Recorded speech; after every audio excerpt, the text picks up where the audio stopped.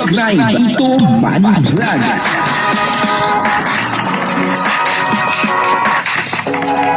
Payagan po si Tito Manny Vlog na mag-reactor para pambiling gamot sa kanya pong karamdaman.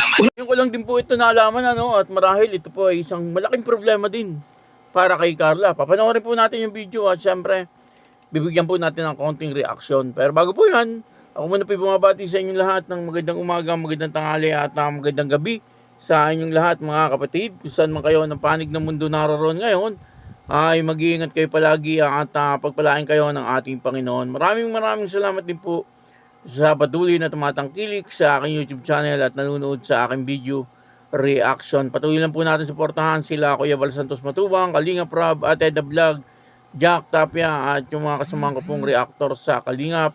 Ganun din po yung mga charity vlogger na Kalinga partner. Ito po yung video na kung saan ay marahil po ito ay isang malaking problema din para kay Carla at kahit sino naman siguro ay talagang problema. Ano po, at ngayon ko lang din po ito nalaman at napanood. Papanoorin po natin yung video, alamin po natin kung ano po ito. Ang kabuuan po ng video ito ay mapapanood po natin sa YouTube channel ni Starax TV. Patuloy lang po natin suportahan, Starax TV. Ito po yung video, panoorin po natin. Ang itsura niya. Yan din siguro yung kinakatakutan ng mga kalahi niyang kalimasag, may sungay.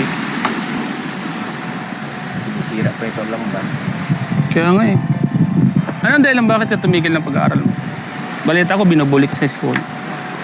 Anong sabi ng mga estudyante, mga classmate mo? Anong klaseng pambubuli? Ha? Malaki lang tinga ko. Malaki ang tenga mo.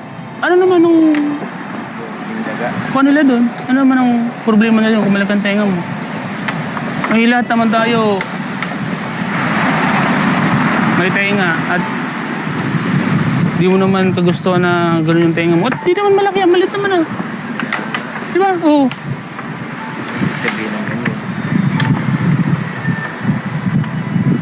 At saka may kasabihan nga daw eh. Pag daw medyo kakaiba yung tenga mo, malaki ang tenga mo, matalino ka daw. May kakaiba kang talento na hindi pa natutuklasan.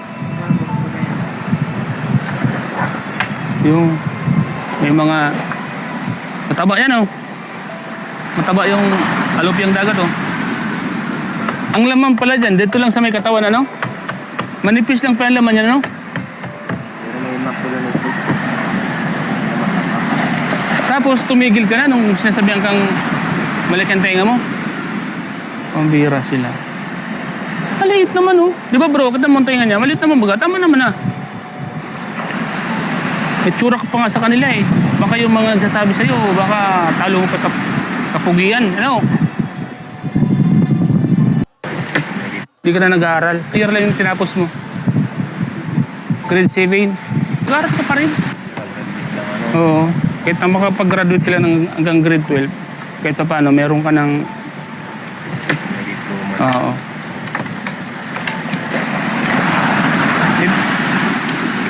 Kita sabihin mong dito ka pa rin sa dagat, pero iba pa rin yung may tinapos ka kahit paano, di ba? Para kung, may samay, may kumpa. Sa akin, kung may magpapaaral lang, mag-aaral ako. Tama yun, sinabi niya. Kaya mag-aaral ka pa. Di pa naman uli ang lahat. Pag wala kang pasok, sama-sama kay papa mo, di ba? Oo. Huwag mong intindihin yung mga nangbubuli sa eskwelahan. Di naman sila makakatulong sa'yo pagdating ng panahon, di ba? Yung mga nambubulan na yan, huwag mong papansinin sila. Kasi pagdating ng araw, isipin mo pa rin yan. Sana pala nung bata pa ako, nag-aaral ako. Marami bang nangyayaring ganyan, Habang meron pang nagpapaaral, samantalahin. Bata pa, ilang taon na? Batang-bata pa, 16 years old pa lang. Mag-aaral ka, ha? Habang andyan pa yung mga sumusuporta. Hanggat may mga taong andang tumulong, hanggang may mga taong handang magpa-aral sa inyo, Samantalahin nyo yung pagkakataon. May mga pangyayari po palang ganito, no, sa pamilya ni Carla. Hindi po natin alam to, no. Kung hindi pa po na i-vlog ni Starax, itong kapatid ni Carla, ay talagang hindi po natin alam ito. Ano po na itong kanyang kapatid ay nabubuli sa eskwelahan, ano, si Aaron. Ano po, kaya nga hindi na nga po ito pumapasok kasi nga po dahil sa mga kaklase na nambubuli. Ano, pero nung tiningnan po ni Starax yung tainga ng kapatid, ay normal naman, ano, kasi yun daw po ang binubuli sa kanya. Malaki daw po ang kanyang tenga. Ano po, tingnan natin, ay normal naman. Ano, baka inaasar lang po siya ng kanyang mga kaklase. Siguro ay nahiya na po, ano, at hindi na po pumasok. Sayang, ano. Siyempre, ito po ay isang malaking problema din kay Carla, ano. Kasi ang gusto po ni Carla ay talagang yung kanyang mga kapatid ay magkaroon po ng magandang kinabukasan. Ano po, hindi po sa minamaliit natin yung mga mangingisda, no? Kasi mangingisda po ito si Aaron, no? Kaya lang siyempre, mas maganda rin po yung nag-aaral po siya. Ano po, pwede naman siyang nangingisda, ano. Kaya lang siyempre, mas maganda yung may pinag-aralan siya. Kasi kung gusto niya pong magnegosyo, ano po, ay pwede. Halimbawa, ano, magpaparami po siya ng bangka o magkakaroon po siya ng bagsakan ng mga binibiling isda. Siyempre, mas maganda rin yung siya ay nakapag-aral. Ano po, na sa ganun ay alam niya ano, kung paano patakbuhin yung kanyang negosyo. Ano, o kung hindi man, halimbawa, nakihalubilo po siya no, sa mga tao na talagang mga professional din na hindi po siya maaalangan. Kumbaga, ay meron po siyang diploma na may pagmamalaki.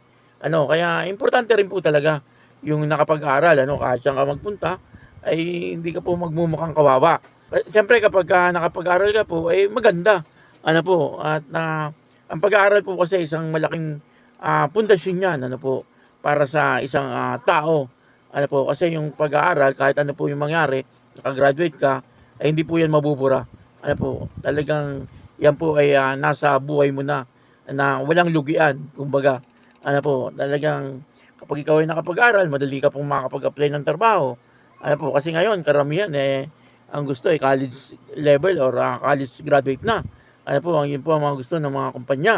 Kaya importante yung pag-aaral, ano. Sana ay mapagsabihan po ni Carla, ano, itong si Aaron na ipagpatuloy niya yung kanyang pag-aaral. Nabihan nga po ni Starax, ano, na huwag sayangin. Ano po, hanggat may nagpapaaral ay magpatuloy sa pag-aaral. O nga naman, ano po, sa ngayon, siyempre may mga sponsor po ang kanilang pamilya.